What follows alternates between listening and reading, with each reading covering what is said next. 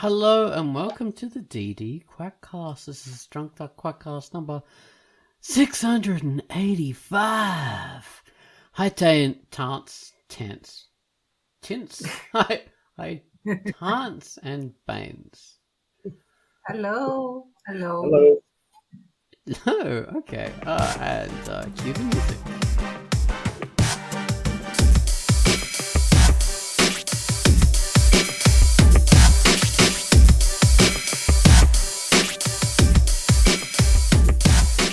Okay, that was our music, which was really cool. I loved that theme. It was stolen from one of Gumwallis's one of Gumwallis's theme songs that he did for a comic. I think it was like Thunder Goddess or something.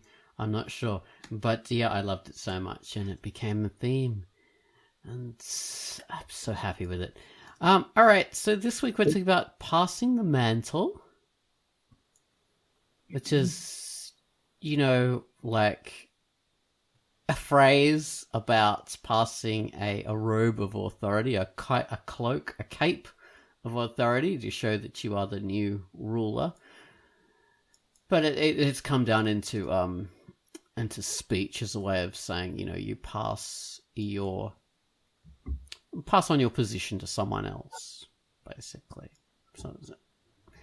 And we're going to be talking about that in the Quackcast, based on Baines' news post from last week, and this was also sort of based on a Quackcast we did on some topic or other, wasn't it? Yeah, it came from the last week's Quackcast on understudy heroes. Oh yes, so it's sort of loosely connected to that. Some Quackcast we did in the past. I don't know, whatever. It was like. Last week. Yeah. Okay. So, and I was thinking of. Okay, I won't go into that. Let's bring up the featured comic. So, Quackcast is not going to tell us about the featured comic this week because I'm going to tell you about a comic that I featured called The Outbreak, and that is now. Hello, I'm Ozone Ocean, and my feature for the week was The Outbreak. The Outbreak is a chaotic, frenetic frenzy of non-stop action. The fight scenes are constant in this world of zombie apocalypse. The hardcore rock, crafty Doc, and crazed Hobart are more than a match for the hordes of zombies and mad asshats roaming the wastelands. Their life is a constant battle and the zombies never end. The Outbreak is hilarious, gross, disgusting, and full on with no breaks. It's a comedy action thriller, zombie story with heaps of satire and parody thrown in. The art is deliberately simplified and done in a very childish style in the early chapters that fits in with the theme very well. Initially pen and ink. The later parts of the comic are in full color and digitally drawn in a much more honed adult style. So you see that massive change in it. But yeah, in the beginning, it's in a very, very naive, childish style, but it's deliberately done that way to sort of enhance the frenetic weirdness of the whole thing. And it really does enhance that frenetic weirdness, like I just said. Anyway, it's a very full-on comic, and there are really no breaks. It just keeps on going and going and going. So you have to be prepared for that. And it is quite well done. And quite gross. Very disturbing. So I hope you like The Outbreak. This is a comic by The Stumbling Dead, and it's rated M for mature. That was our feature, which was The Outbreak. Okay, so next up, we have the music that Gumball's has given us, and he's given us the theme to a comic called Old Dogs. Old Dogs. All right. How do I describe this? Well, this music is the burning of an old fire glowing red hot amongst the black coals and charred ashen grey wood. This is a gritty ode to grizzled, aged experience and time. It's prickly with a taste of rock and bourbon like good barbecue sauce. Take it away, Gummels, with your theme to Old Dogs.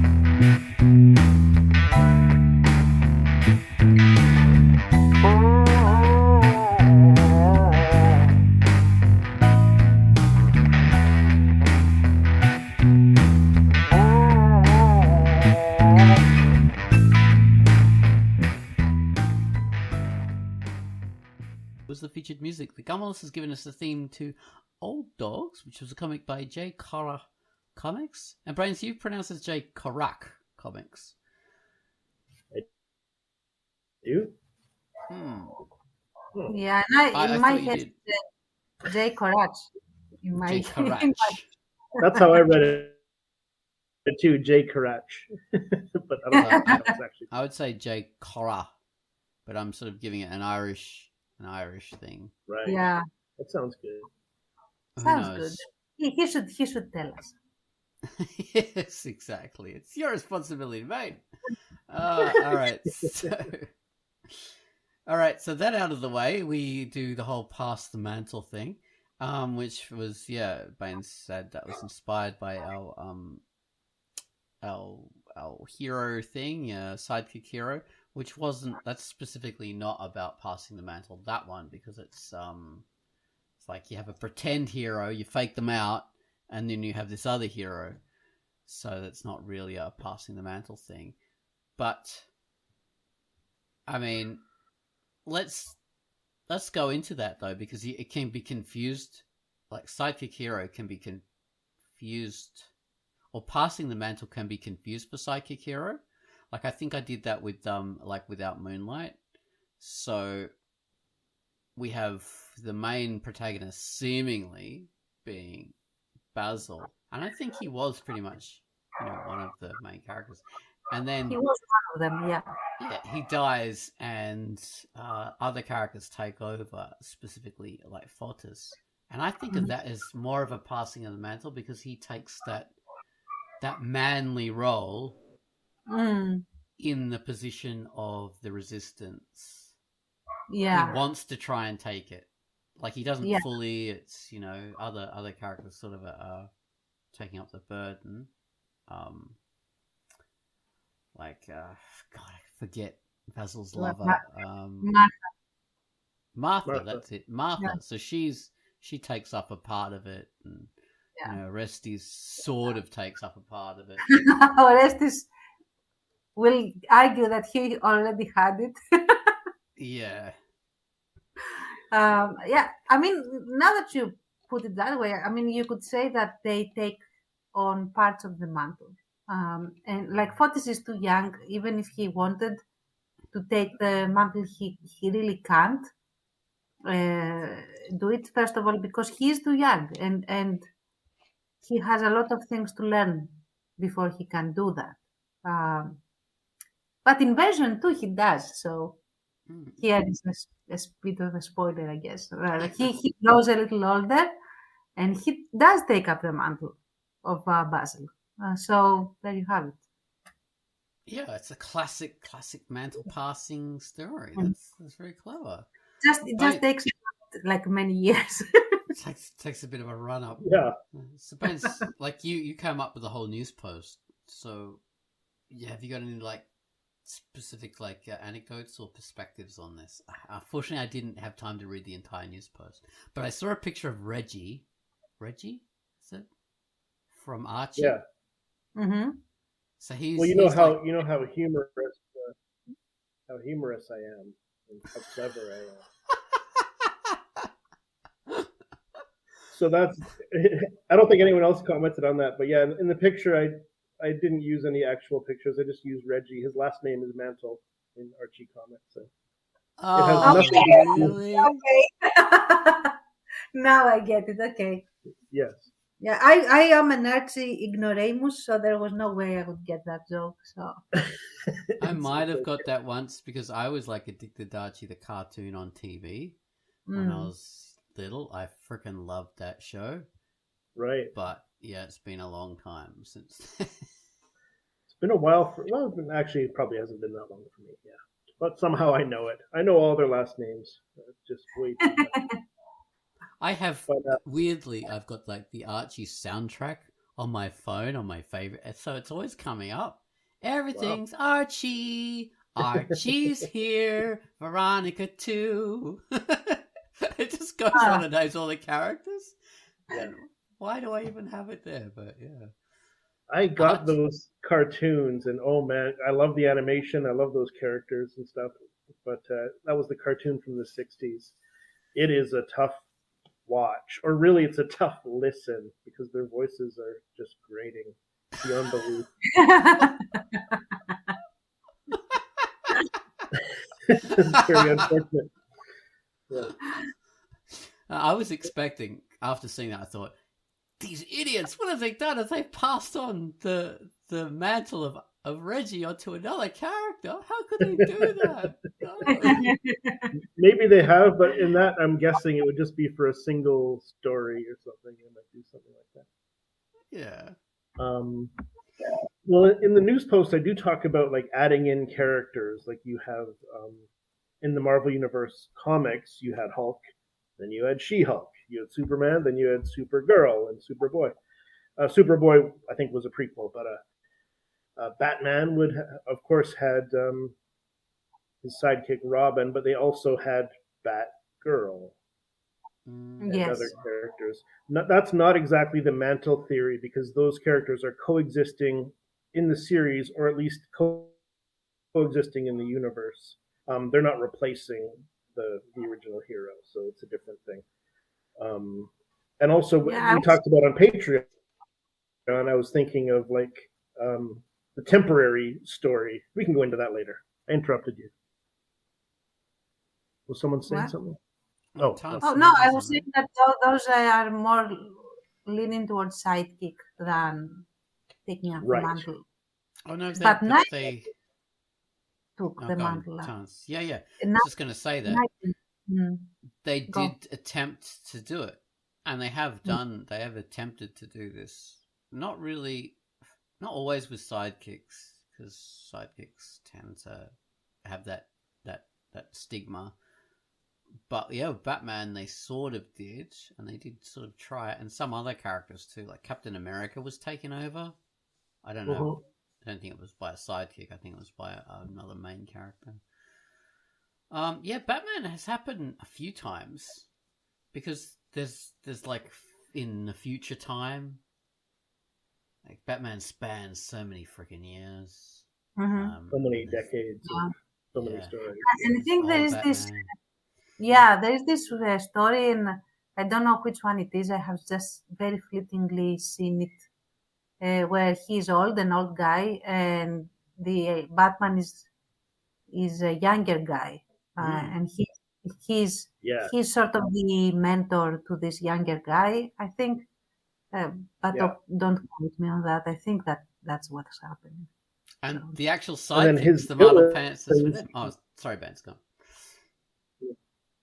His villains were like the next generation of villains as well. Like some of them were related to the previous villains. So you had like a generation forward. And I think that was very successful. It became an animated series to Batman Beyond, I think it's called. Yeah. Right. Is that right? Yeah. I was just going to say his sidekicks, their mantles get changed. Like, it's not only a main characters whose mantles get passed, his sidekick characters, and they have had the mantle passed onto a new thing. You know, there's Dick Grayson. New Robin. Robin. All these Robins. Oh my God. Go Robins, boy Robins. The same Batman, all new Robins. And the next thing I was going to say was this is a story template. Tance mentioned this on Patreon. And I think some people in the comments of the news post mentioned it as well. The type of story where the main hero, quote unquote, dies and someone else takes over. But this has been done in comics over the years with a lot of different characters, maybe multiple times with different characters, possibly. But the idea is it's interesting to see, okay, what's the world like with a different person doing it? They're going to do it differently. And in the back of our minds, I think we're waiting for the original to come back. Of course, you know. You have the Batman story where he was badly injured and out of action, broken back, I think it was, and then this other person took over the Batman mantle. Different looking costume, but this person was like uber violent as real. And I wasn't reading Batman comics at the time, but presumably Batman came back eventually and defeated him, I guess. He's back healed. Yeah. Back healed. Yeah. Got a splint. Batwoman, her or Batgirl, all that kind of stuff. I think her mantle was passed on to other characters. I think so. Yeah. This whole Bat freaking family. I don't know. Yeah. There's even, I think, a bat dog somewhere in there. I think there was at some point. Yeah. Oh yeah. That was a trend for a while. You had Crypto, Superman's Kryptonian dog friend. Oh yeah, super dog. Yeah. Oh yeah, that comics lady who does that YouTube video. She talks about like the superhero dogs. Oh really? I mean, Okay. superhero like animals. Yeah. Animals. That was a trend. So golden age or silver age trend. I think. I'll have to look that up. It's crazy. Crazy. You had a lot of Mantle at the end of sort of the big chunk of Marvel movies based on the comics. You had the end of Avengers Endgame, sort of the end of an era, the end of an arc. A lot of Mantles were passed, but as an ending. And to me, it's like that was really cool, but it was like I had no interest in seeing those stories with those new characters. But it was a cool ending. So that's not exactly the Mantle theory either.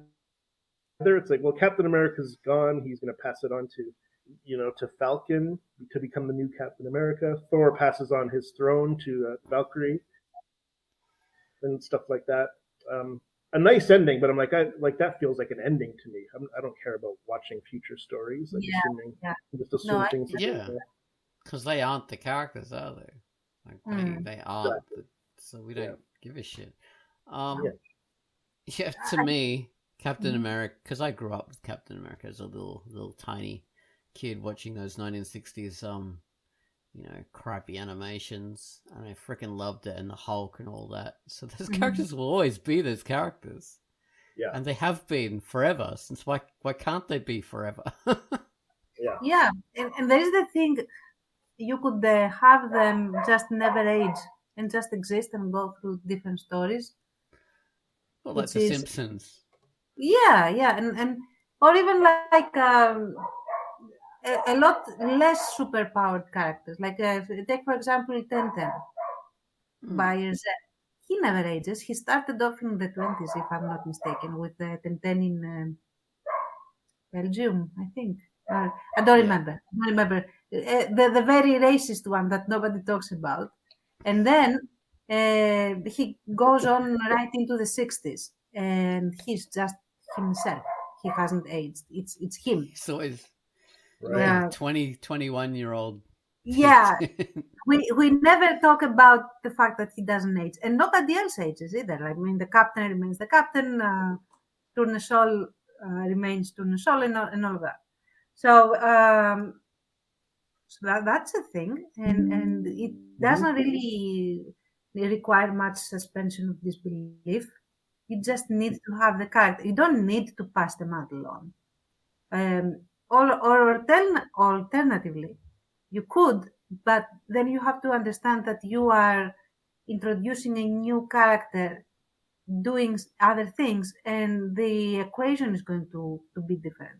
You're not going to have Peter Parker and Miles Morales are completely different people, and they do things completely differently, and they have different backgrounds, and that's fine. But you cannot say that. I mean, they are themselves. They can even coexist in the same universe as two Spider-Men. And now I think they have like a gazillion Spider-Men, like different Spider-Men being around. And the big one's my favorite. And I'm not sure that they are all from different dimensions. I think they just have a spider family now, which is fine.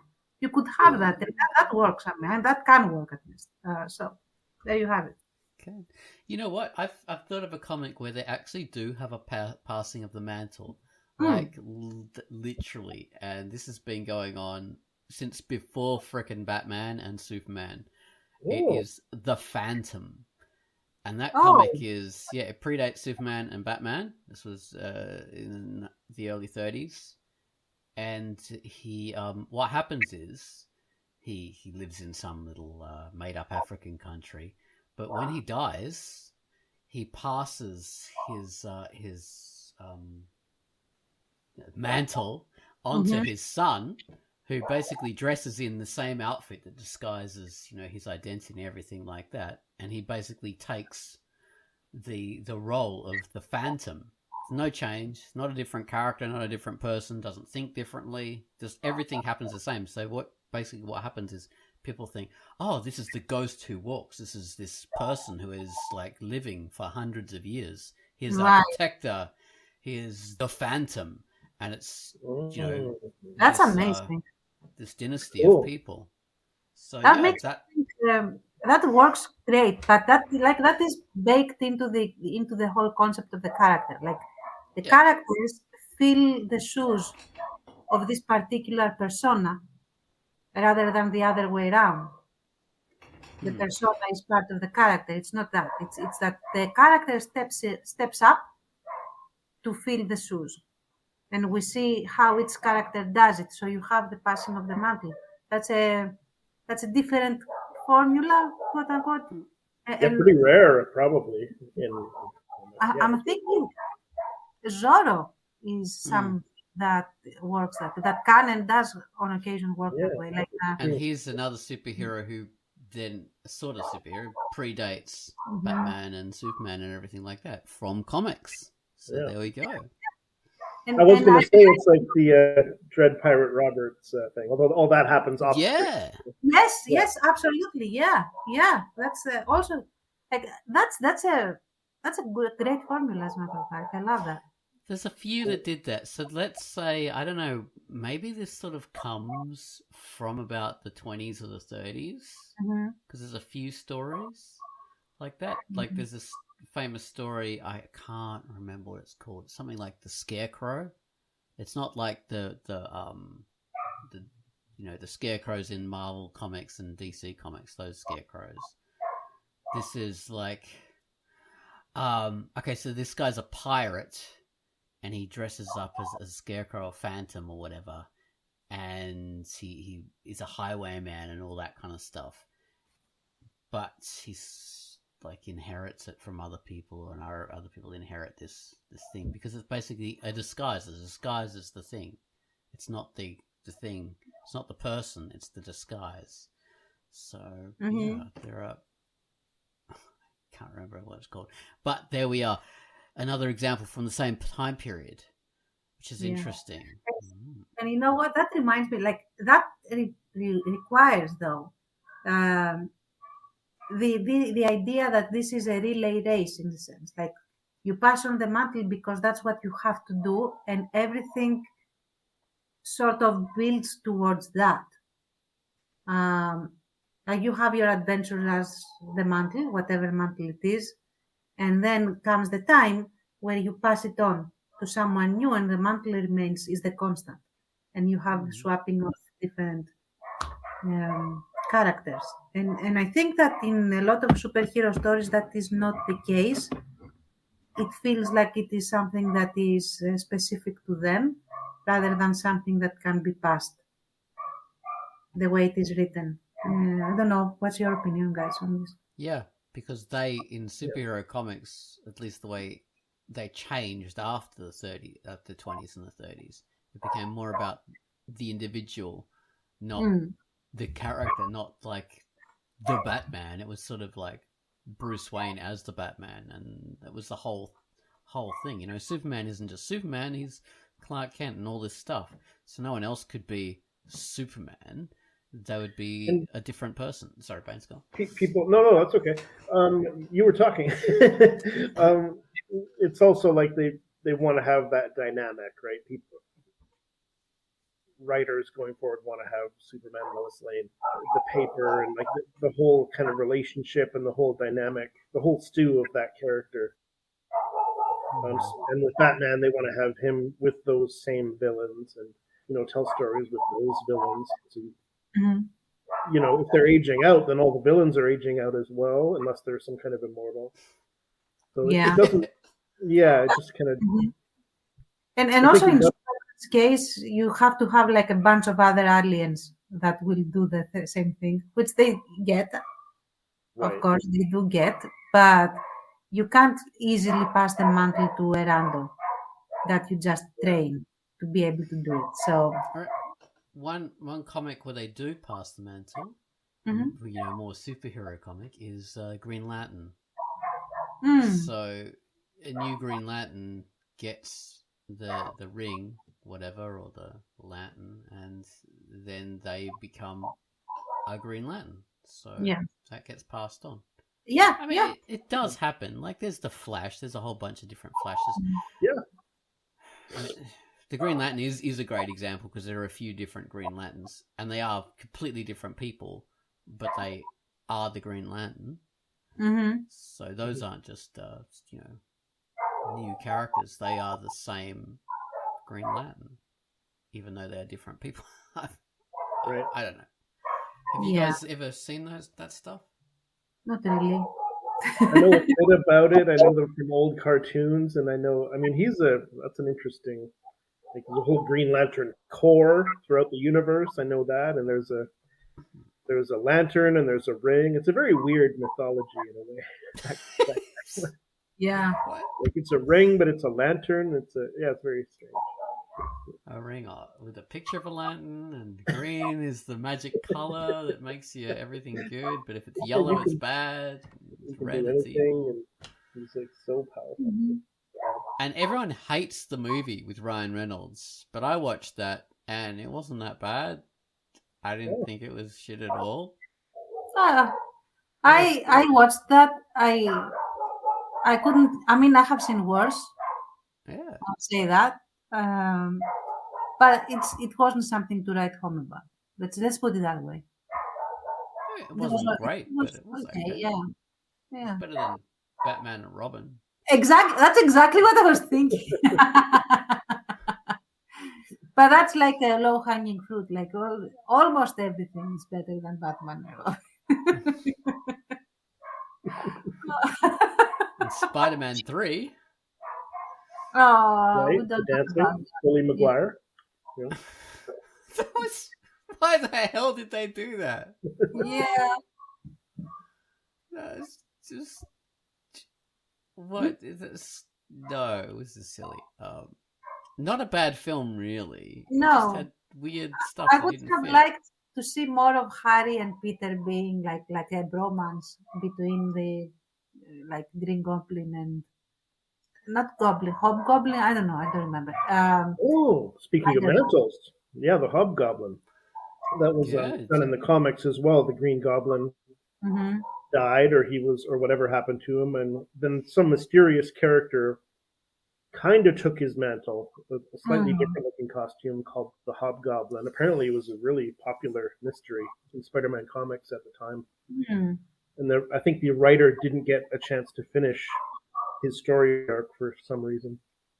But then they did that in the movies as well. It's pretty cool. Yeah, I would have liked to see at least a couple of movies with them being buddies and double tagging enemies and all of that, and just let Peter have a friend that knows things and also can help and is not always someone that needs to be rescued. That would have been nice to see. Let him have one thing. Nice. One nice thing. One nice thing. So we talked on Patreon about Star Wars quite a bit. No, we never talked about Star Wars. Jeez, really? It's a great listen. But it made me think of and Paul Eberhardt on my news post mentioned Star Trek, which I didn't even think of. I was thinking of superheroes, But he talked about Star Trek The Next Generation in terms of getting a mantle. So it's a new captain, a new crew. It's the Enterprise D. In real life, it's 20 years later, but in story life, it's 100 years after the original series. All new characters. And there was a lot of resistance to that from the fandom and everything, and even from original series actors, a lot of skepticism. But it really worked well. And they, I think, in Next Generation, took pains to stay separated from the original, but not to put it down. Like Tens was saying earlier on another subject, it was part of the lore. 100 years ago, there were these legends. They didn't talk about them much, but they kind of that history was there, and then they talked about it a little bit more later. Done very well. Works. That always works. Yeah. They respect their history in Star Trek. Exactly. Yeah. Like a massive respect. Yeah. I think they did at a time. They did. Yeah, at the time. At the Not time. necessarily any longer. Yeah. Eventually, they will have to learn the hard way to do it again, I guess. I mean. Well, they did it in Lower Decks. They respect the history. It's comical, but it's reverential. And that's why it is such a massive success. Yeah, like not fandom, stuff that continues a legacy when it respects older stuff. It garners respect from the fans and new viewers. We think that's fantastic. When stuff tries to make fun or minimize what's gone before as a way of boosting this new stuff, never works. No. I can't think of an example that it works. And you know what? It's not just the fans that get pissed, which is like guarantee that is going to happen, because when you downgrade or downput or attack or make crumble the very characters that are the appeal for the fans, they're going to be pissed. But beyond that, I mean, forget the fans for a moment. You are literally showing off the pillars of your work. Yeah. Like you are sitting on a branch while showing it off, and then you have this Pikachu face of surprise when you drop. Yeah. Well, they did that with She-Ra. Like, you why you think she should look like this? You just want to sexualize this character's meant to be really young, and you are upset that she's not this sexy woman anymore. That, like, F you guys. That was the original character. Don't. You know what though? I think that She-Ra was done dirty by the PR, in the sense that if they had said that we are very we love the original She-Ra, now we are reimagining She-Ra as a very much younger girl that gets into this situation a lot younger, so she's not a general yet, she blah blah, all of that, and I think people would be okay with it, because it is a different take on a legend without bringing the legend down. The problem was that the whole PR was, oh, look at this sexist, nasty thing that was for pedos. And now we're making it for that's the thing. That's why people were set against She-Ra from the get-go.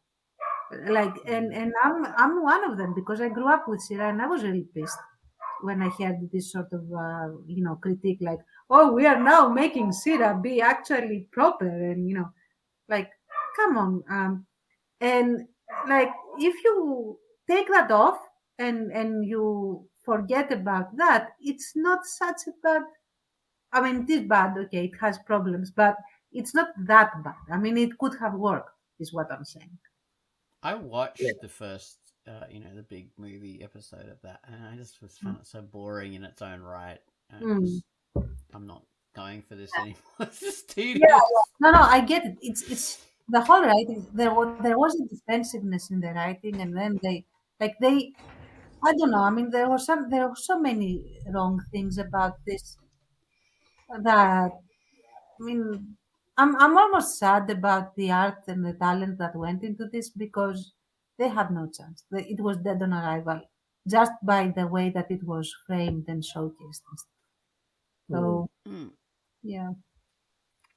Exactly. So not Mantle passing, but yeah, I mean, it's related. So let's think of a few other. Okay. So I've thought about doing, like, in the future, when I'm doing like more Pinky TA maybe, I've always intended to do a story about her daughter and how she becomes like the main protagonist. And she becomes like a new Pinky TA. I've been intending to do that for ages, and that would be a Mantle passing, so that like an older Pinky would be there. Cool. Much older. And no, it wouldn't be her daughter. It would be her granddaughter, actually. Whoa. So yeah, that's a story that I've been intending to do for ages. So yeah, always Man, that'd wanted be to do cool that. to see. Yeah. Yeah. So what about you, Baines? Oh, go on, Todd. No, Baines first. I've never done it. I've had ambitions, but nothing that I've even started writing for stories where there would be some kind of adventure with a certain group, and then the child of one of two of those main characters in a sequel would be the ones who finally resolve the big crisis or whatever. But I've never actually started it or done it. Now I'm thinking maybe all the typical strange people will leave the store and be taken over temporarily by other characters. It'll be like, oh my god, we're just doing streaming now. This is an old video rental place. That's over. Now. Yeah. No, they become the new Netflix. This is how it happens.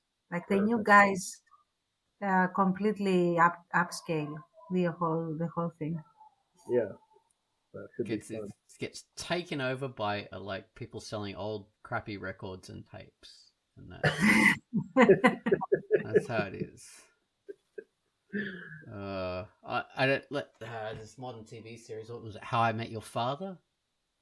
Oh no, that is a passing of a mantle on from How I Met Your Mother, right? As a spin-off. I have to say that I didn't like the first, and there was a series that I didn't like.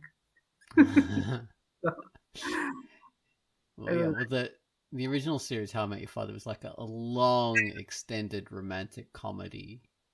Yeah. Exactly. Long, extended. That it's good points. And then How I Met Your Father it's just hard to watch.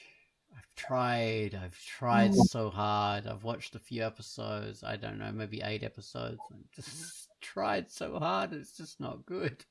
It's not a good passing of the mantle. A more successful passing of the mantle, like spiritually, was Seinfeld to Friends. Like, obviously that's not a spin-off. It's not actually related, but it was sort of related in this becomes a new main primetime TV show, with a group of people that everyone loves, from Seinfeld to Friends. And that was like really thought of as a passing of a mantle. You know what is a failed passing of the mantle that just occurred to me? Indiana Jones. Right. Oh, yeah, they tried to do that. Tried twice. With Shia LaBeouf, and then this new one, the Fleabag lady. Yeah, and again, like I said in the video cast, all of these could have worked. They could have worked really, really, really well, and it's just a matter of writing. Like, it's simply it comes down to that. Yeah. So, and it works differently. Like, what makes good writing or what makes it work is different for every. It's not like there's an instruction manual exactly for each franchise, each genre. No. Star Trek is not Star Wars. Indiana Jones is not Star Trek. It has to be done in its own way, right? Like, you know what? You have to, first of all, you have to like it to write a successful passing the mantle yarn. And you have to know what makes it work and why the original character who is going to pass the mantle is who he or she is, and then build on that. You have to build on that. You cannot destroy that and then pick up a mantle that from someone that is destroyed. It doesn't work that way. It has to be someone that is built up even more, and then you get the heritage, because it is a heritage trope in a sense. So you pass the mantle from someone who is revered, quote unquote, in a sense, like he is the OG. So you pass the mantle to someone that fills their shoes, not takes their shoes and give them to the dog to chew. So I'm thinking of Indiana Jones, and the reason why it was done as it was done is because you've got like a physically aging actor, so he's getting older, which means the era has to change. So it's not in the 1930s anymore, not in the 1940s. Like the era has to change with the aging of the actor, and that means the actor is now too old to perform physical stunts like he used to, which is what the character requires. So that creates a need for a changing of the mantle, because this guy is not able to physically to do this role anymore. But I think they're going the wrong way, because going further into the future means you got less opportunity for Indiana Jones action. You can't really do those kind of stories that were so exciting, like in the 1950s, 60s, and 70s. You can try, but the setting is no longer as romantic and fun anymore. So what they should have done, I think, is go the route of what they did with the Young Indiana Jones series. Go back in time, and they passed the mantle to a younger person to play the role. But you could also what you could do is like you could set a story in the 1930s or 1940s and show, okay, this is Indy's friend, or this is Indy's like cousin or whatever, and focus on that person. And that could work because it's in the era. Yeah. I would suggest, I mean, absolutely that could work, all of that. But I would say that you can very successfully pass the mantle, especially like if it is passed in the 60s and 70s, which is, it just has different romance than in the 30s and 40s. So you have to build and that is another element of mantle passing, I think, in the sense that you have the original character that has this aura of romance for a specific era. So Indy was about, the Nazis and, fighting Nazis and being anti-Nazi and running around doing that. So their son or daughter or whoever, or it could even be like a teaching assistant, a TA, that gets roped into a situation and then they have to work with this. They don't even need to be like, passing of the mantle doesn't need to happen to a character that wants it, first of all. That's true. And you could have like, now in the 60s and 70s, you could have the Cold War, or you could have Krypton Nazis, like in the sense that there was this whole idea of things. There are things that you can do, or you could have communists if you want. I wouldn't recommend it, but anyway. The idea is, though, that you have to make the new generation be true to their generation. So I mean, this. I get what you're saying, but my point is that it's not just about the romance of that time. This was a period where a specific kind of adventure did exist, and that didn't exist anymore in the 1970s and the 60s or whatever, 1950s even, because the world was more discovered. And so, but Indiana Jones isn't just based like an original character. Indiana Jones is based on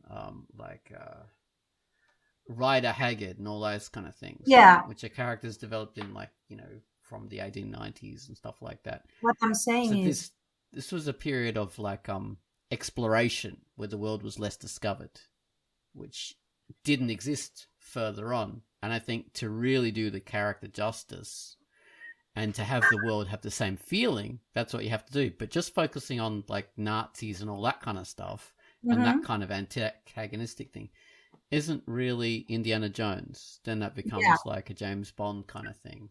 That's what I feel. But I would disagree. I think that you can have the same allure to the character, to the character that has the mantle now.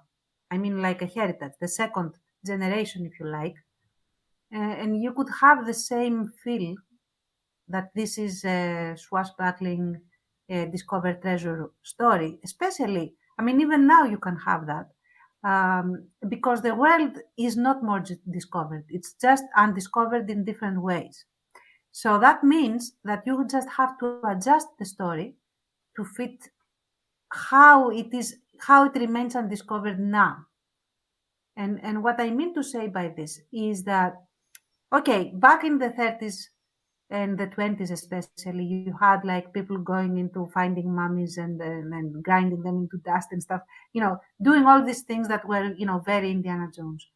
In the 60s and the 70s, you have undiscovered elements, a lot of undiscovered elements um, that still were being researched, but you also have the undiscovered area of ethics that was a lot, that had a lot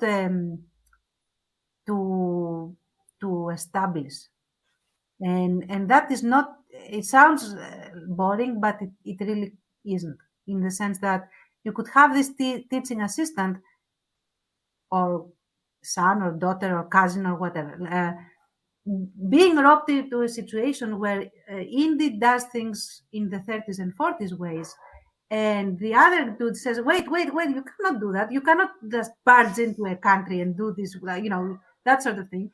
But they have to, and then there is this clash of generational clash without them being toxic to each other, if that makes sense. And then they work together, they get a result that is a lot better, and then you have a passing of the mantle. So I know what you're saying. I just wouldn't want to watch that kind of film. I would say that you would like it if you saw it. I'd say give me more 1930s like romantic adventure where people are sure. But toxic racist idiots. I want to see that. What? Toxic. Okay, so I mean, not. I mean, yeah, he really was like Temple of Doom. The whole thing is like we're going into India, and we're like, oh, these people are bad because they've got this death cult and they're ripping out people's hearts and stuff like that. But if that's their culture, then that's their culture. So in like a modern take on that would be like saying, oh yeah, look, I mean, like murder is wrong, sure, but this is part of their culture. We've got to this is an amazing sort of continuance of an ancient. The right way to do it would be, the problem wouldn't be that. You could have a character that tries to go like, this is their culture, and like Indy says, like, are you nuts? They are killing people, and you have this debate, which is amazing. I mean, I would be fascinated to see that, honestly. The problem is that the writer wants to impose on you that, oh, it's their culture, we don't judge their culture, that sort of thing. That's where it goes wrong. So you could have a character that says that, but we cannot judge their culture, and another character that says we totally can and should, and then they find a middle way, which is actually something that, for some reason, is being eclipsed. Like it has to be either black or white. We cannot really go any middle way about these things. So what I'm saying is that you can have a passing of the mantle in later decades being very, very exciting as adventures, having the allure, and even having like this feel of 30s meets 60s, because 60s was wacky, 70s as well. And you could have them create something like a new character that has things to offer, and without bringing down the original character. That's what I'm saying. All right. For me, adventure stories have to happen in the 30s. It's the law. It's an adventure story. Although, okay, so a good adventure story, there were the Dirk something or other. These Matthew McConaughey was in this film about. Oh yeah, I think I saw that. Sahara. Which one is that? Sahara, yeah. So there we go. There's an adventure film set in the modern day, and he did another film. Dirk Pitt was his name, and he did another film with a sort of similar thing. They might be related. Maybe the sequels. Like there was underwater treasure, and he had to get that. And treasure hunting. I mean, there is also National Treasure that has that's the modern day, and the Mummy. Yeah, the Mummy as well. Yeah. The Mummy. That's set in the 1930s, I think. Yeah. 1920s. I freaking love The Mummy. The Mummy is amazing. Yeah. National Treasure is a piece of crap. I hate it. Honestly, I don't think it is a good series, but it is a guilty pleasure, like because it is so absurd. I love it. And I mean that raises just a side point about like, well, rather than how do we make Indiana Jones? Like, do we do the 30s? Do we do this and that? Like, couldn't you, meaning these corporations who now own all these things, like, why don't you be inspired by Indiana Jones and make an adventure story in the 30s without trying to squeeze out of the brand? Like, try to make a great movie and not leaning on the Indiana Jones name. Yeah, that too. Or There's I would plenty of characters in that world. Yeah, and you know what? I would also do like I really like the idea of having a new weirdo character bounce off the original character. I like that. I like that as a concept. It just that isn't done very well lately. That can be I, fun. Yeah. yeah, I would totally have an elderly Indiana Jones set in like the 80s or something like. Oh god, Oh man, that could be fun. You know what? Yeah. Like you could pass in the original Indiana Jones films. There's a whole bunch of different characters that survive and go on. Like his girlfriend. I can't remember her name. Marion. Great actor, Maria. Yeah, great.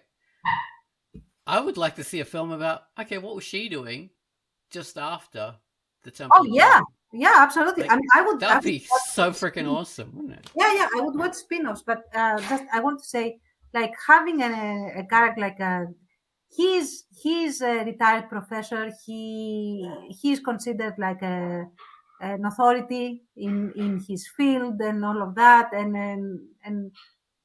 then he gets this letter or this thing. I don't know, this email, this text.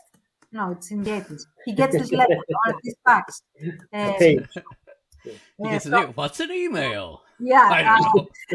I'm too old for this shit. Yeah, and he from one of his students, and the only thing it says is help. And now he has to find this dude back in some area that he has been when he was young, and he revisits certain things while being elderly and while being super good at resolving things without being physical, so that we see that he's very much on his A game without being physically robust. And then the younger dude has done things wrong because he doesn't have experience, but he has the right attitude, and then he has to mentor them and save them in certain ways, and they complement each other. Like, I would totally watch that. I'll be honest.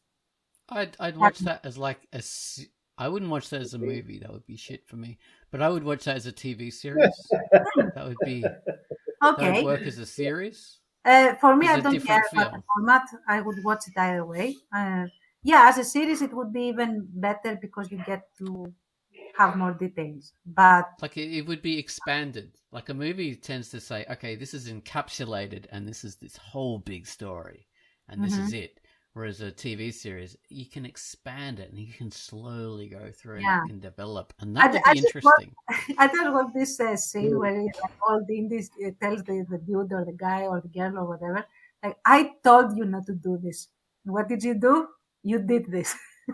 So I would be that. Like, I warned you, you didn't listen, and now I have to clean up for you, and in the very rough indie way, like very much like his dad, would scold him, I would be there for that. So the takeaway from this cast is Tant's modern ozone stuck in the 1930s, and that's how it's gonna be. No. I love the retro stuff as well. I'm just hoping. If it is done right. It has to be done right, though, which is usually okay. right. So Hollywood, you've got to come to us. Yes. Chance will take on the future, and I'll take on the past. Exactly. It will be two separate. We will meet in the middle, and And we'll Yeah. fight over Baines as our co-writer. Put them on the payroll, and this debate can go on and get like paid lavishly. It'd be wonderful. Yeah, It's over $1 million. Totally. Pay us to Brainstorming. debate. We will produce good things. Pay us. Chaos. All right, so yeah, we'll wrap up now. This has been the Quackcast number 685 about Mantle passing. Okay. Yes. Thanks, Baines and Tance. Awesome. Thank you as well. This was fun.